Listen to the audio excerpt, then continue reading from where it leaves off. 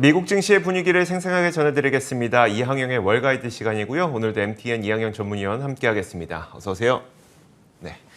자, 미국 증시가 지수는 혼조권이긴 한데 S&P 500 그리고 나스닥은 6거래일 연속 또 사상 최고치를 이어갔어요. 네, 맞습니다. S&P 500과 나스닥이 최고가를 기록했습니다. S&P 500은 63번째 올해 들어서 최고가고요. 나스닥도 43번째입니다. 그러니까 엄청나게 지금 좀 급하게 많이 올라가고 있는 건 사실이 되겠고요. 오늘 반면에 이제 러셀 2000은 약간 좀 쉬어가는 모습이었고요. 유가가 지금 또 2, 3일째 내려가면서 얼마 전에는 86달러 갔었잖아요. 네네. 지금 다시 79달러 초반까지 좀 내려가는 모습입니다.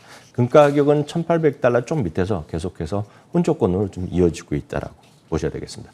섹터별로 보면 이제 유가가 내려서 그런지 전반적으로 민감주들이 상당히 약간 좀 쉬는 모습이었습니다.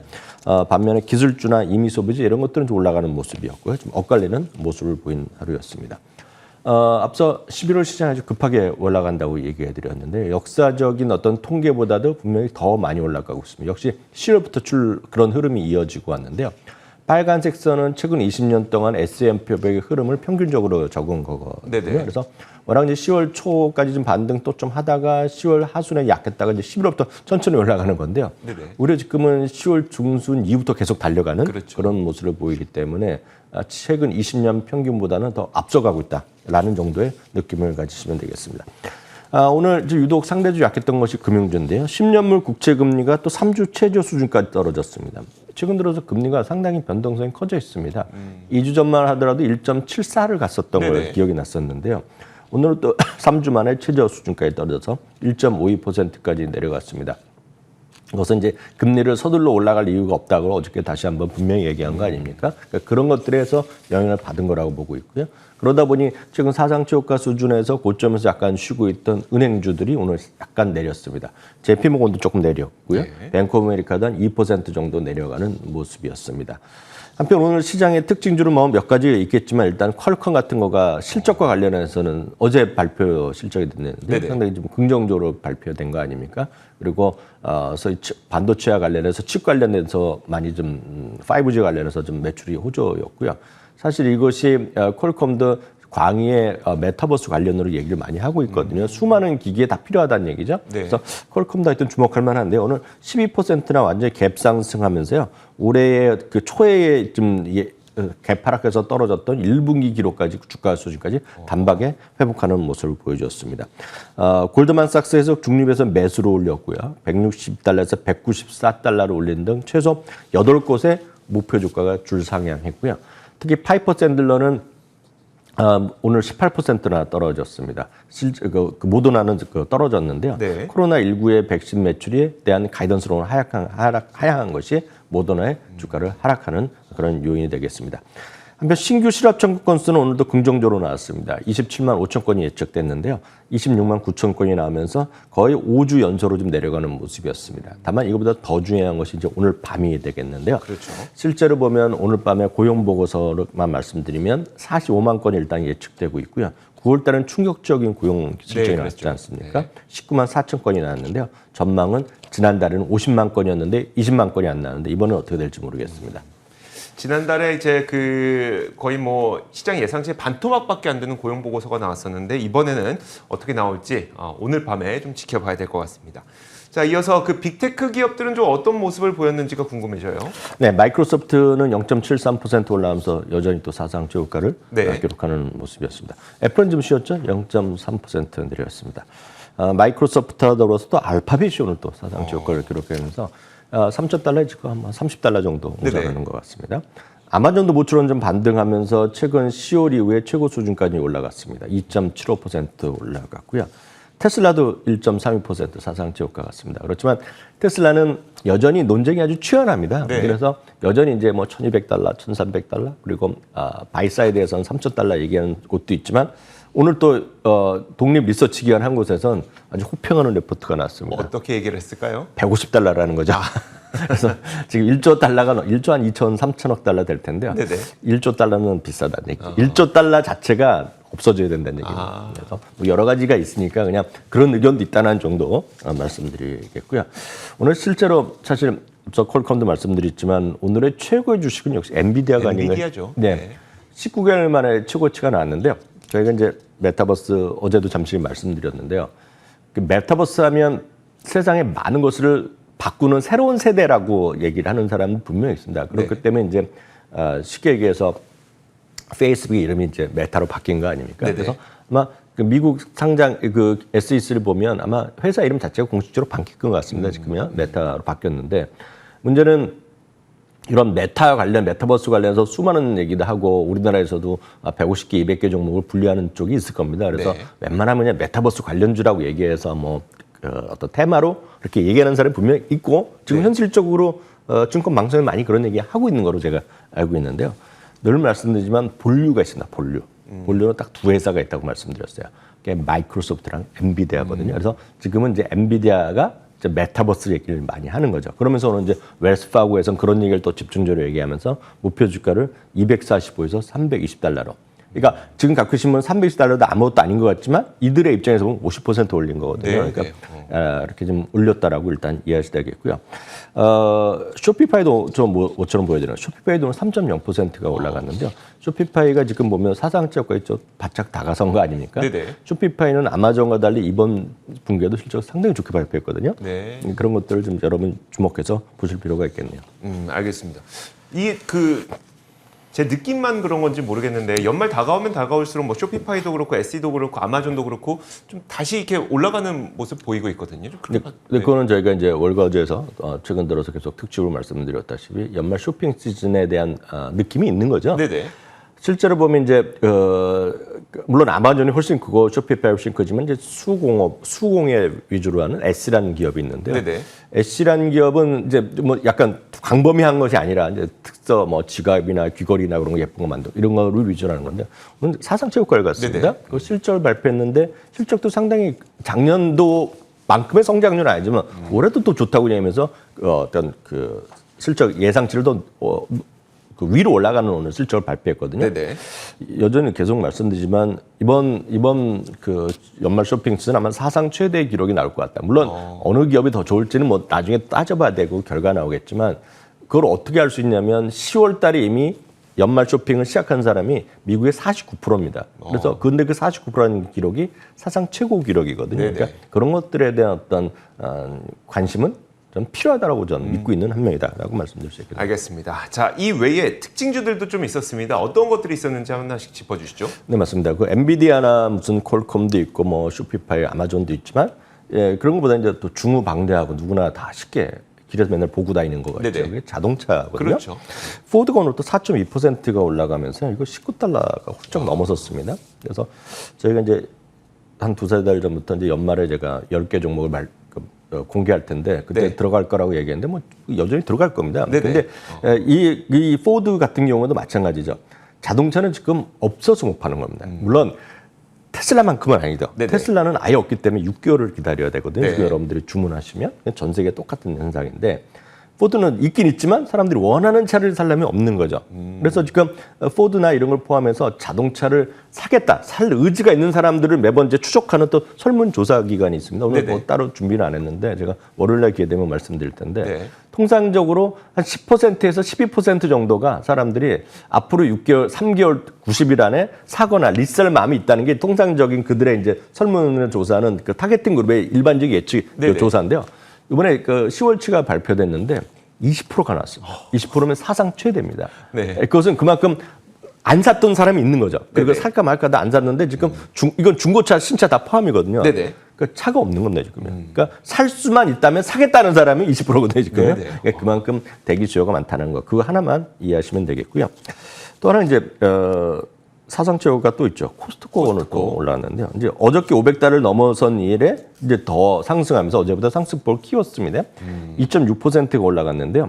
아시다시피 코스트코는 그 몇 개 안 되는 매달 주요 실적을 발표하는 겁니다. 그래서 네. 이게 이익이나 무슨 여러 가지를 발표하는 것이 아니라 아주 간단하게 발표합니다. 한 세 가지, 두세 가지를 발표하는데요.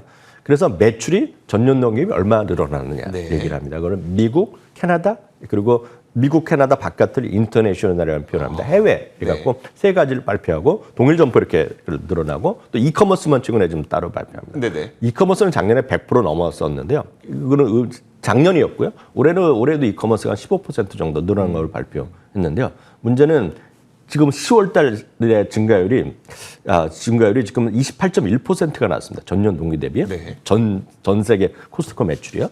근데 이제 9월 달에는 26%였고요. 8월은 25%라서 더 증가성이 커지고 있다는 것이고 이것은 이번에 연말 쇼핑 시즌에 다른 데보다 지금 압도하고 있다. 네. 그런 얘기를 하는 사람이 있다는 정도. 오펜하이머가 오늘 토픽으로 제시했고요. 여튼 최고가를 갔습니다. 말씀드렸다시피 SC도 오늘 최고가를 갖는 흐름을 간 것이 특징이 되겠습니다. 알겠습니다. 와, 이런 종목들이 참 저희가 계속 얘기했던 종목들이기도 하고 그런 종목들이 또 좋은 실적을 기록하고 있다 보니까 저희도 또 기쁜 마음이 드는데 이런 가운데 나이키는 지난 실적 발표 이후에 주가가 크게 급락했었거든요. 지금 네네. 어느새 보니까 뭐 만회한 건 다 만회한 거고 사상 최고치를 갔더라고요. 네, 나이키 이제 공식적으로 보면 오늘입니다. 네. 오늘 이제 사상 최고가를 기록했습니다. 나이키는 몇 가지 의미가 있겠습니다. 뭐냐면 이번에 소위 공급망 이슈에 대해서 논란을 물론 다 조금씩 있었지만 우리 피부에 와닿는 소비자들의 입장에서 피부에 와닿는 것은 제일 큰 거가 이거였어요. 네. 물론 그 전에 무슨 커피가 부족하다, 오렌지가 뭐 있었죠. 있었지만 네. 나이키가 지금 베트남 공장에서 7개 공장이 셧다운되면서 나이키의 제품이 없다. 그러면서 이제 주가가 급락했고 회사 측에서 그 당시에 발표하면서 지금 공급망 이슈 때문에 약간 걱정했는데 노력을 하겠다 정도 했거든요. 네네. 그게 이제 주가가 3개월 이 2달 동안 그냥 늘려냈습니다. 근데 이제 늘 그렇지만 흘러내렸지만 나이키를 사던 사람들이 나이키가 지금 물건이 없으면 기다리는 사람들이 훨씬 많겠죠. 물론 예를 들어서 예전에는 요즘도 그런 게 솔직히 별로 없지 않습니까? 예전에는 신발이 저 어렸을 때만 하더라도 너무 어렸을 때 얘기하면 좀 그렇지만 신발에 구멍이 나갖고 못 신는 적도 있었는데 요즘은 그런 건 없잖아요. 그렇죠. 네, 조금 네. 더 신으면 되거든요. 네. 그러니까 나이키 기다리는 수요가 있다는 겁니다. 그게 이제 한마디로 얘기하면서 가격을 올릴 수도 있고요. 그래서 나이키 그걸 가격 경쟁력이라고 그러고 브랜드 파워라고 그걸 네네, 그렇죠. 표현을 하거든요. 그러니까 그런 것도 이제 중요하다는 얘기를 하고 있는데 어찌됐건 지금 주가는 다 회복했고 오늘자로 사상 최고가를 기록했습니다. 그러면 나이키의 매출, 주당이 배당금 이런 게 어떻게 되느냐? 주가만 보면 이제 그렇지만 늘 말씀드리지만 우리에게 필요한 것은 진짜 숫자는 이동평균도 아니요, 가격도 아니요, 가격 거래량도 아니고 수급 이런 거 필요 없습니다. 미국 주식은 단순하게 그래서 이익이 늘어나느냐, 네. 그럼 배당금을 줄이느냐, 매출이 줄어드느냐, 늘어느냐 이것만 보시면 되겠는데요. 제일 위에 보이는 건 이제 분기당 주가를 보여드리는 건데요. 제일 위에 거는 이제 주당 배당금입니다. 네네. 그러니까 핑크색 보이는 거예요. 하늘색 보이는 것이 주당 이익입니다. 주당 EPS 꾸준히 늘어나죠. 매출액도 꾸준히 늘어나죠. 지난 분기에만 약간 슬로했었을 뿐입니다. 네네. 그렇지만 계속 더 올라가겠죠, 지금요. 이런 것들을 보셔야 되겠고요. 저희가 이제 월거를 계속 말씀드리지만 다양한 거를 조금 더 시간이 갖고 말씀드리지만 그럼 이 시간이 이 주가가 흘러내릴 때 브랜드에 대한 선호도가 떨어졌느냐 하면 떨어지면 이게 안 되는 거 아닙니까? 그렇죠. 나이키는 10대 대상을 했을 때 의류 브랜드 전체적으로 보면 11년 연속 1위를 했습니다. 연속 11년이요? 1위였고요. 예, 저희가 얼마 전에 업로드 해드렸다시피 신발만 또 굳이 따져보면 신발 선호도는 56%에서 57%로 또 올려놨습니다. 그러니까 11년 전에 2011년 전에 그때 한번 다른 브랜드가 1등 앉아 있고 그 이후에는 계속 1등을 하고 있거든요. 그러니까 그만큼 압도적인 어떤 흐름을 보이고 있다고 이해하시면 되겠습니다. 그러니까 나이키 신발을 살려던 사람이 베트남에서 공장 못 만드는데 그럼 나는 이제 나이키를 앞으로 안 신을 거야 이렇게 생각하진 않을 테니까요. 그런 거잖아요. 알겠습니다. 자, 이런 가운데 사실 올해 시장이 좀 강력할 것으로 이 올 초부터 좀 기대했던 분들이 가장 크게 주장했던 한 가지 이유는 바로 자사주 매입이었었거든요. 네, 맞습니다. 자사주 매입은 지금 어떻게 진행이 되고 있으며 이제 연초에 목표했던 바가 좀 이루어질 것으로 보이나요? 10월 말까지 자사주 매입 신청 규모가 이미 1조 달러 수준에 와 있습니다. 네. 그래서 9,320억 달러이기 때문에 연말까지 하면 1조 달러 넘었으면서 다시 한번 최고 기록은 뭐 분명합니다. 왜냐하면 이미 2018년 기록을 넘어섰거든요. 근데 더욱더 흥미로운 것은 그 검은색 있지 않습니까? 바그래프를 잠깐 보시면 이게 이제 자사주를 신청하겠다고 이제 어나운스먼트한 규모입니다. 그래서 9,320억이기 때문에 연말까지 보면 1조가 나올 가능성이 큰데 흐린 파란색 있지 않습니까? 네네. 흐린 파란색이 뭐냐면 러셀 3,000, 그러니까 미국 전체 한 3,000개 주식 중에서 얼마만큼이 그 수량 중에서 얼마만큼을 자사 투자하겠다고 발표했다는 것입니다. 네네. 물론 이제 큰 회사 위주로 가겠는데요. 지금 보면 2.5% 수준까지 갑니다. 그러니까 그만큼 주식 수가 줄어드는 효과가 있다는 거죠. 이게 그렇죠. 시간은 아직 모릅니다. 시간은 이게 1년에 살지 2년에 살지 모르겠지만 그만큼 미국 주식 투자의 가장 큰 매력 중에 하나는 결국 이런 것을 주주 친화 정책이다. 네네. 우리는 주주 친화 정책을 얘기하고 또 반면에서 이걸 비판하는 사람은 돈의 힘이라고 하고 돈으로 그냥 주가를 올린다는데 네네. 돈의 주가를 올리건 어찌 됐건 주주한테는 주당 이익에 올라가고 그래서 배당을 많이 주고 주주 같이 올려주면 그냥 고마운 거 아닙니까? 그렇죠. 지금? 그러니까 그렇게 일단은 이해하시면 되겠습니다. 근데 이게 왜냐하면 한국에서는 과거 이제 자사주 이런 것들이 극히 일부지만 네. 극히 일부에서 이거를 약간의 좀 모럴 해저드 같이 되면서 맞아요. 그렇게 하고 나서 뭐 몇 달 만에 회사가 문 닫고 이러고 뭐 대주가 도망 이런 경우가 있었거든요. 네네. 그래서 그게 이제 주가 조작 혐의로 돼서 사회적 물의를 일으킨 적이 있으나 미국도 아예 그런 사람이 없다고 할 수는 없겠죠. 네네. 그렇지만 저희가 말하는 건 주로 S&P 500 대기업을 위주로 말씀드리기 때문에 그런 기업이 그렇게 뭐 없을 것 같다 이렇게 말씀드릴 수 있겠고요. 하나만 더 말씀드리면 배당까지만 좀 말씀드리겠습니다. 뭐 이 자사주 매입과 배당은 두 개가 합쳐서 결국은 주주 친화 정책이에요 보는데요. 네. 작년에요 배당을 줄이거나 중단한 기업들이 올해 이제 속속 배당을 좀 다시 회복하거나 늘리고 있습니다. 물론 배당 아직 늘리지 못한 기업도 분명히 있지만 배당을 못 주다가 준 것들이 분명히 있는 거죠. 대표적인 것이 포드가 배당을 못 주다가 네. 금년 10월에 배당을 재개하겠다 얘기했죠. 그런 것들이 포함되는 겁니다. 물론 배당이 아직 그 수준까지 안 갔죠. 네. 또 하나가 이제 엑손모빌이 37년, 8년을 배당 연속 주다가 작년에 이제 그 배당을 인상을 못했어요. 주긴 네네. 줬는데 이번에 겨울에 늘립니다. 다만 딱 1센트는 늘려요. 네. 얼마 아니지만 그래도 주주와의 약속을 지키는 그런 흐름을 보셔야 되겠는데요. 어찌되었건요, 이 그림은 이런 그림을 대한민국에서는 좀 본 적이 없는데요. 근데 미국은 주식은 이제 선진국이 오래돼서 그런지 별의별 통계가 있고 다 있거든요. 네네. 배당 인상률의 추이입니다.